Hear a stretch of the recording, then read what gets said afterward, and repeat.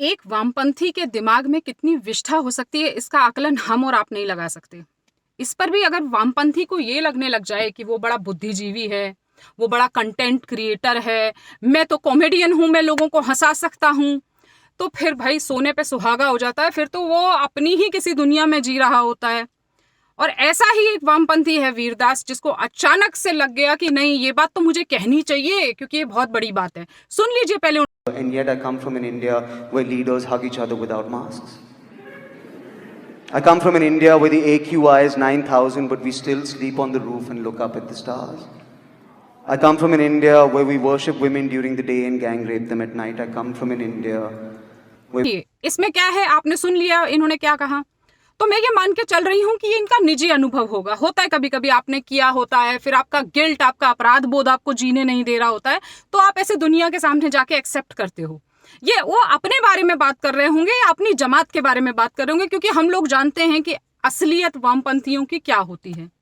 बाकी आप देखिएगा कि इन वामपंथियों का बड़ा प्रॉब्लम होता है ये चीज़ से कि अरे हम स्त्रियों को देवी माना जाता है। ये इस दर्द को लेकर न जाने कितने सालों से रो रहे हैं। मतलब मैं छोटी थी, जब मैं फेमिनिज्म और ये सब पढ़ा करती थी, मैंने तब भी पढ़ा, और आज भी ये लोग यही बात कर रहे हैं। ठीक है, तो इतने साल हो गए, तो कभी कभी तो इच्छा होती है कि हाथ जोड़ करके कहा जाए इसके अलावा और कुछ बोलिए, ये हम सुन चुके हैं महाराज।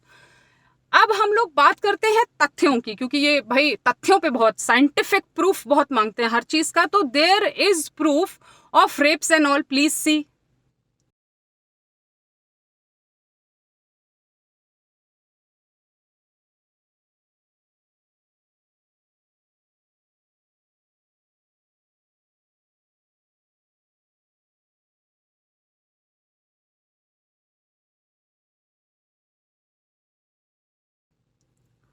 मैं वामपंथियों से ज्यादा शिक्षा की उम्मीद नहीं करती हूँ। शिक्षा माने ये वाली शिक्षा नहीं, मैं उनसे जाहिलियत की उम्मीद करती हूँ। मुझे आशा है कि वो कोई ना कोई जाहिलियत करेंगे। वीरदास ने वही जाहिलता करी, क्योंकि ऐसा आपने बहुत कम देखा होगा कि कोई व्यक्ति लोगों के सामने अपने देश के बारे में, अपने राष्ट्र के बारे में इस तरह से बात करे। ये सिर्फ एक वामपंथी कर।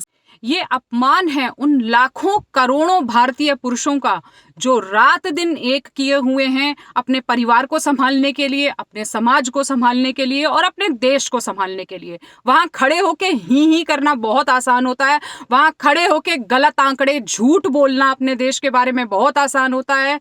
अपने राष्ट्र को प्रोटेक्ट करके रखना, अपने देश को, अपने देश की अच्छी छवि लेकर के जाना बहुत कठिन काम होता है। सीख लो कुछ और क्षमा मांगो।